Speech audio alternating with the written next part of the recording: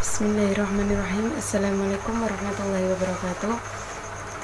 Saya Aziza Nur Afifah, nomor induk mahasiswa 21020101004, Prodi PGMI kelas 1B.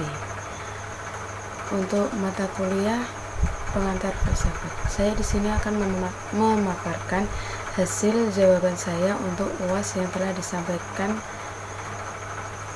oleh Bu Dewi Niswatul Fitriah. Soal yang pertama adalah, filsafat adalah suatu ilmu yang tergolong penting sehingga kita harus mempelajari itu. Menurut Anda, apa urgensi dari filsafat sehingga kita harus mempelajari itu, dan apa manfaatnya kita mempelajari filsafat? Paparkan berdasarkan pemahaman Anda. Untuk pemahaman saya di sini, urgensi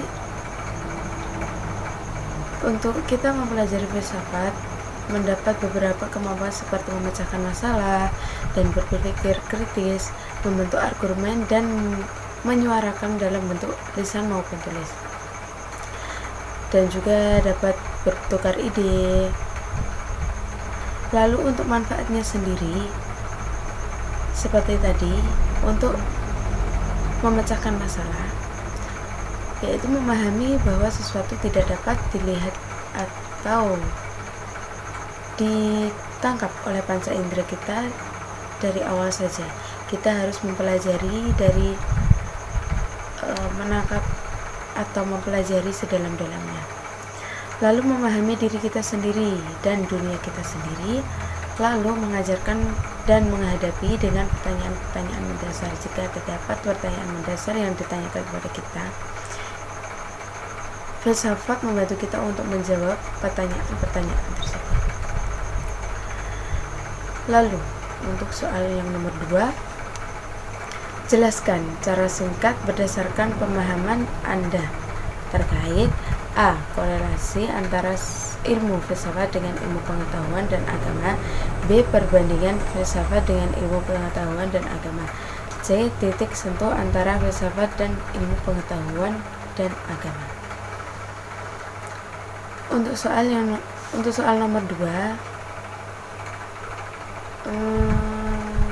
mereka mempunyai tujuan yang sama karena sama-sama mencari kebenaran. Karena tanpa mempelajari ilmu, kita itu tidak bisa untuk berpikir. Bagaimana berpikir untuk pemecahan masalah saja juga tidak akan bisa tanpa ilmu pengetahuan. Maka keduanya tidak dapat dipisahkan karena satu dengan yang lainnya itu saling berkaitan. Itu untuk soal nomor 2, opsi A.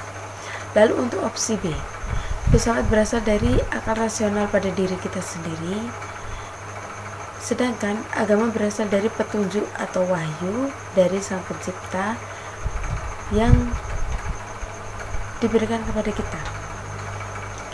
Lalu filsafat juga jika akan mengetahui suatu kebenaran, kita memerlukan penyelidikan. Itu untuk filsafat. Tapi jika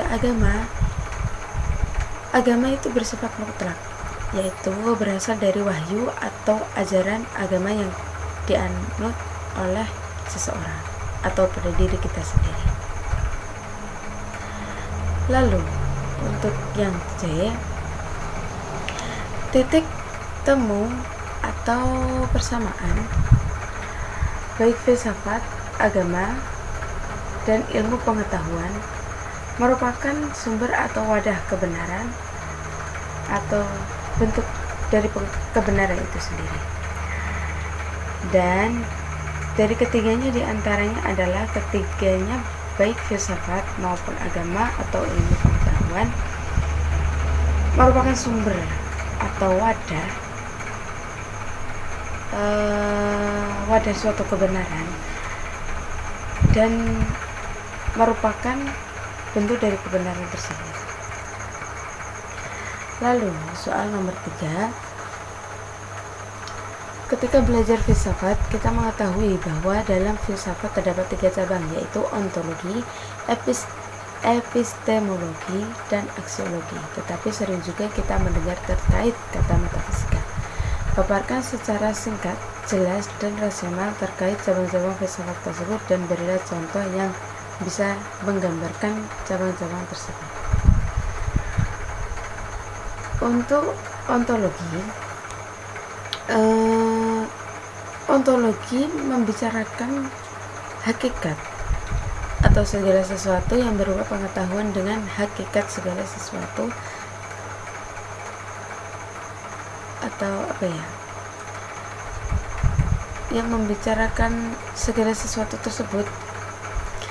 Lalu untuk contoh ontologi, misal saya mempunyai sahabat pada masa sekolah, lalu karena masa sekolah tersebut sudah selesai, kita mengalami kelulusan tersebut gitu kan, lalu pasti juga terdapat perpisahan.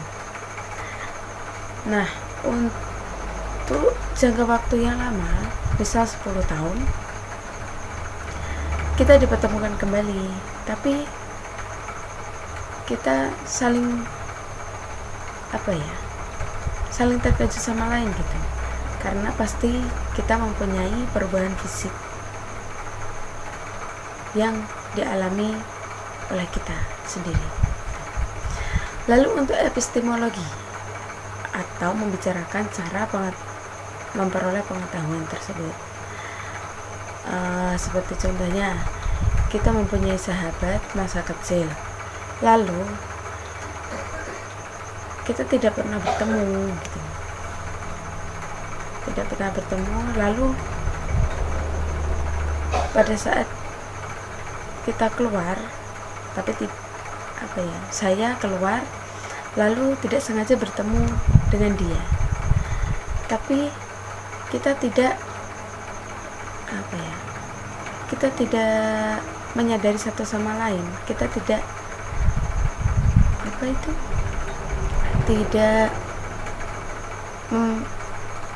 memahami, maksudnya tidak mengenali bahwa itu adalah orang yang sama pada saat kita kecil dahulu.